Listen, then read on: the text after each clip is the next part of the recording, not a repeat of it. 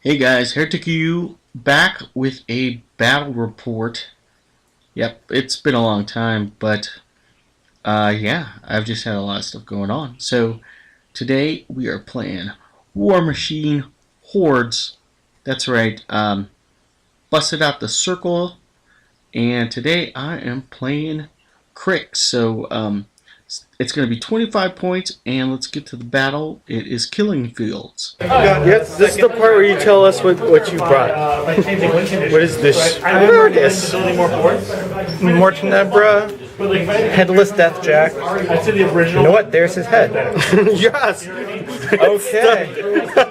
That was different. That's what's going to happen to him during the game. Leviathan and Ghost Pirates. Ghost Pirates and Leviathan. Who's your Warcaster? Mortenebra. Mortenebra? What's this thing? Nightmare. That is the Leviathan. Leviathan. Okay, so Leviathan, Death Jack, Ghost Pirates, and Montenegro. Montenegro. And then I brought the same shit. So, blood trackers, my stone druid guy with the rocks, one warp wolf, a shadow horn satyr, and where's my warcaster? Kaya. Alright, cool. Hey, we're gonna play a scenario or anything? Alright guys, let's just go over turn one here, which is, really not necessary to show what happens, because I just run stuff forward. So, yeah, so while we're doing this, I might as well talk about the scenario. So, scenario, like I said earlier, is called Killing Fields. So, apparently we're fighting over 3 paper circles that you're going to see eventually in the center of the table. And for every little objective counter that we control, we score a point. First 1 to 7 wins, or because it's Warmachine, if you kill the other guy's caster, fuck it, you ignore the objectives, and you win anyways. Because that's how Warmachine rolls. So that's turn 1 for me. Okay, so moving on to the Cryx. Their turn 1. Death Jack he doesn't need focus allocated to him because he comes with focus. So hooray for Death Jack. The Warcaster Montenegro casts some spell on herself that gives her +2 armor. It's called Spirit blah blah, I don't know. The game store is too loud. I can't hear the footage. Leviathan pulls up. That is the prey for my blood trackers for now. So he runs forward, and then the Ghosty Pirates run forward right on top of the objective. So they are super, super fast. So they're gonna be a problem for me. Okay, so start of turn 2, I start by activating my blood trackers, who are staring right at their prey. So I am going to move them up eventually. There's me. Also, notice that I position the blood trackers right on top of one of the objective markers. So not only are they going to chuck some spears at their prey, they're also going to get, they're also going to be scoring. So check me out. I'm actually getting smart at this game. Yeah. So anyways, I'm playing this at regular speed because something pretty epic is gonna happen here. So I'm just setting up the tone here. Basically, what's gonna happen is one of my friends watching the game is gonna knock over an entire shelf of terrain right behind me, and it's pretty hilarious. So I'm just gonna play that for you guys right now. Yes. Yes. Okay. So they're +2.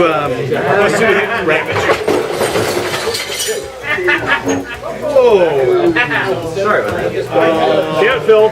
Oh my god. I was not near this. I said Phil, not Paul. And I said, Alright. Moving on. that other bracket. Oh, the bracket? Yeah. Yep. Yeah, it's right there. Okay, so back to the game. So I got all my Veemen lined up, chucking javelins at the Leviathan over there.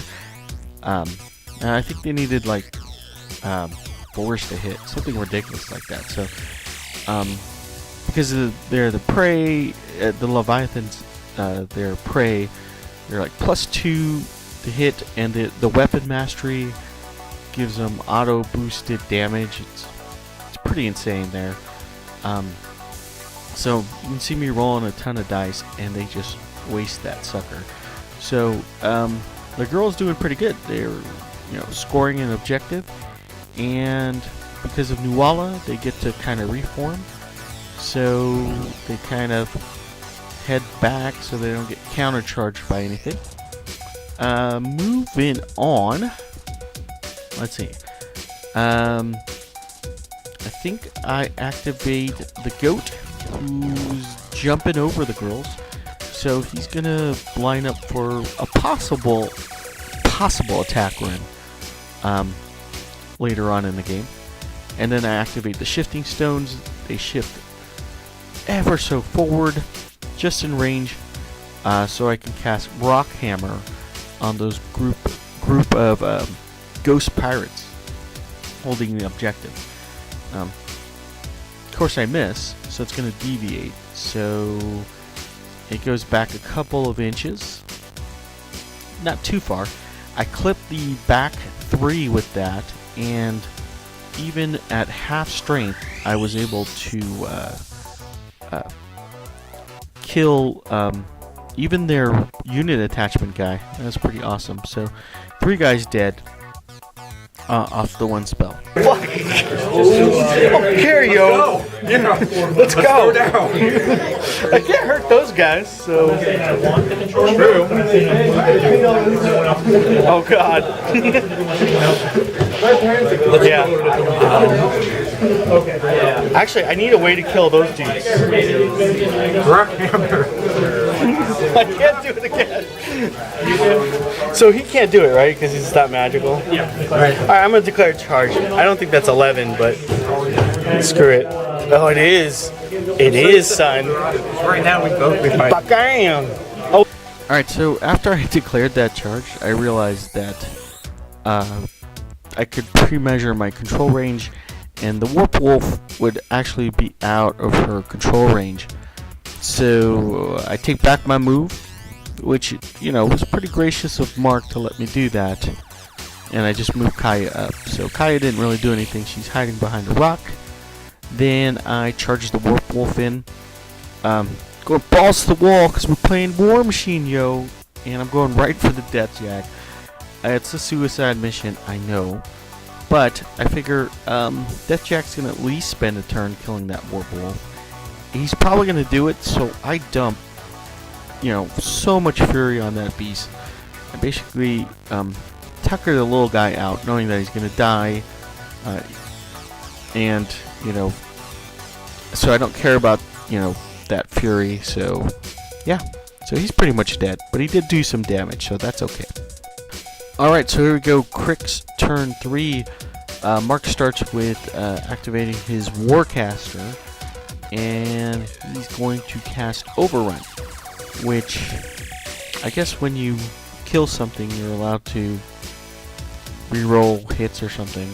It's like I said, I wish I could be more informative, guys, but this JJ's is a pretty crazy place on Friday night, and it's hard to hear anything going on. So you're lucky you're getting any info from me whatsoever. Anyways. Then he moves on to Death Jack. Death Jack sitting on 3 focus. Montenegro gave her 1, and he starts with 2. So he's gonna start pounding my wolf. Yeah, that sounds dirty. Let's go pound your wolf. So he starts burning focus, boosting the hit damage. I guess Circle is a pretty high defense army, so Mark did have he missed his first hit, so he boosted, had to use all of his focus to kill it, and then used, I guess that's what Overrun does, he gets to move forward. That makes more sense. That's Overrun.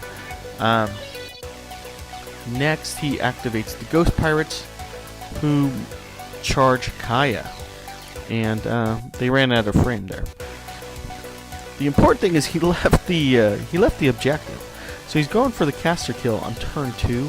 But Kaya sitting on a bunch of focus there, or fury in my case, and one of them had to run past my Stone Keeper there, who got a free shot, and he has a magical weapon, so he zapped one on his way in. So Stone's doing pretty good this battle. Really liking the unit attachment there.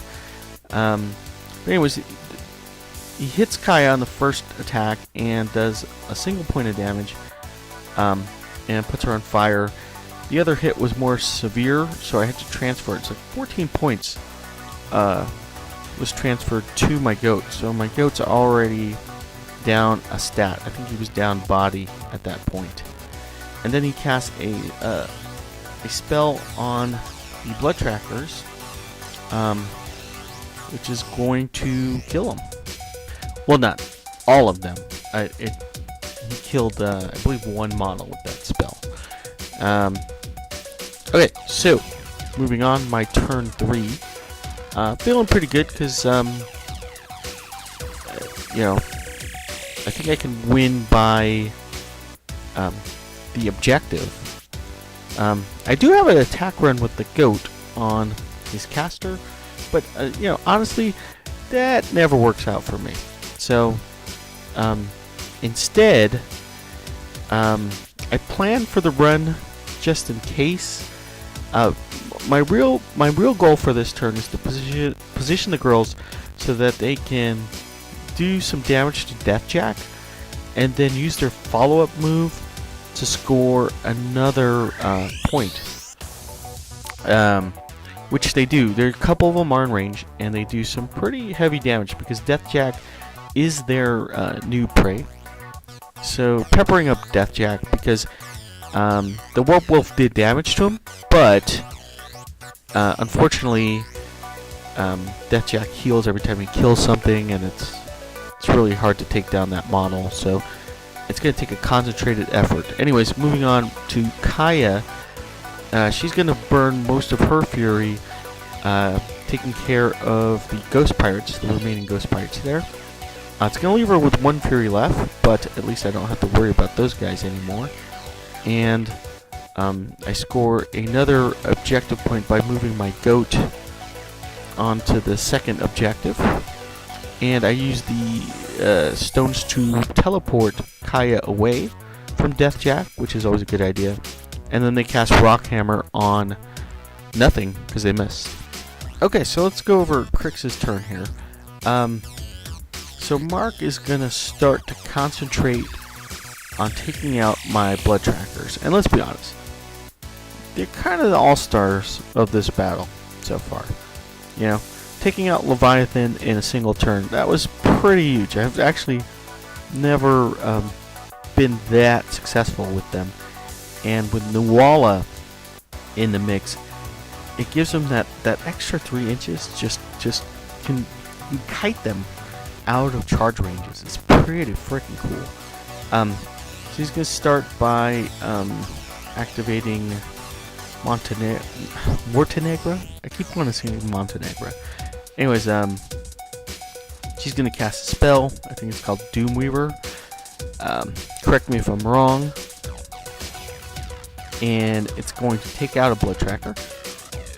So he's even going to spend a focus because he wants these girls dead pretty badly. He wants them pretty dead. So he's going to take out one. There she goes. Oh, dead. And then I think he activates that little solo. I forgot its name, but And it basically can, I think it acts like an arc node, or it has a similar spell. I'm sure playing more Warmachine, I'm going to face Cryx, and I'll know this stuff more, because it seems like everyone likes Cryx. So he's going to cast the same thing and take out another blood tracker.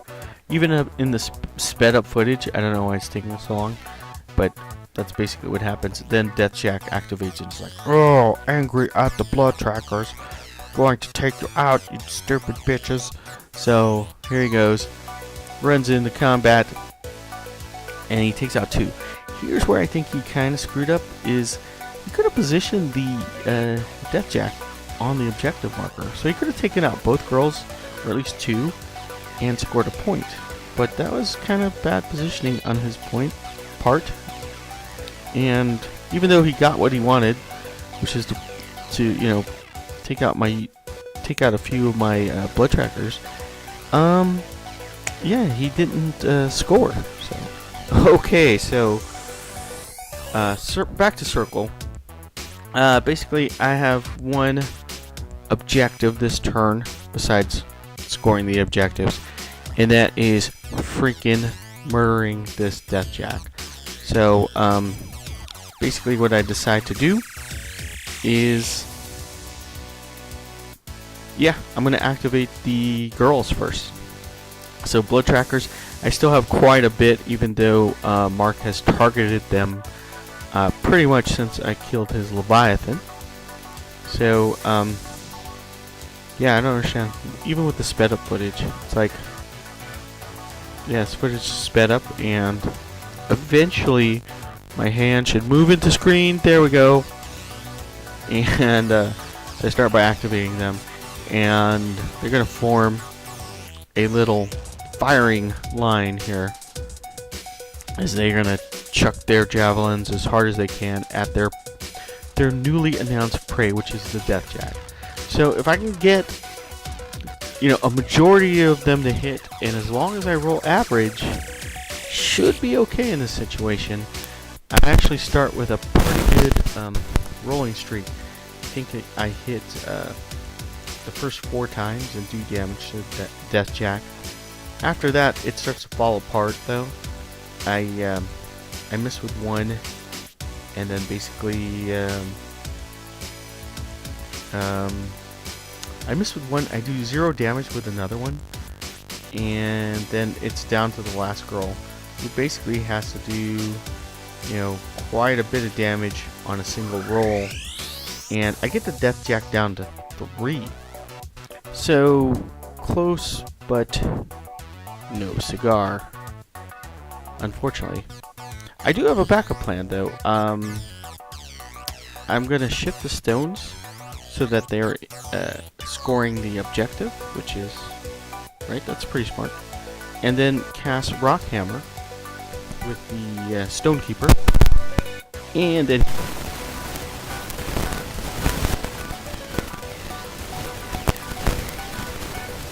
Jack is still alive, despite all the combined, you know, focus of pretty much my entire army. Everyone except for the goat, because the goat's all wounded, and he's gonna sit there and score. Since then, it'd take the Deathjack forever to get over there, and so I'm basically just gonna use him to transfer damage for Kaya. So at this point, he's like basically he's no better than your average Argus. Okay, so big moment for Mark here. Basically, I've moved the rock there, so I'm trying to force the Deathjack to charge the rocks, my shifting stone, because if he doesn't, well, he'll lose the game. Instead, he decides to focus on the blood trackers, who are pretty much served their purpose this turn, but he just wants them dead. He wants revenge. Sometimes you get caught up in killing stuff and you forget the other guy's just quietly scoring. So anyways, Deathjack does manage to eat 3 women, and then he forces a break test, which I fail. So they're going to be pointless next turn. But he continues to cast Doom Doom Spiral on them as well to pick them off even more. You can see he's putting his pieces into position there to cast the spell, and it's going to be successful. And force me to field promote, and that's basically his turn, which is going to end with me just sitting on objectives, winning. I'm just gonna. He has no way of contesting, so yeah, rocks are gonna win it for me. So my first Warmachine win with Kaya. So Kaya stays alive by doing absolutely nothing this game. So with Kaya out of the way, I got my first win, and so I decided to pick up a new caster because I decided, once I got used to Kaya, I would move on. So I decided to pick up Chromac. I'm working on the model right now. This is not my picture, but just figured to show you something, because I don't want to show you unpainted stuff, because that's just not my thing. Anyways, Chromac will be featured probably on my next battle report. I'll get to try him out. And hey guys, thanks for tuning in. Appreciate it, and I'll see you on the next one.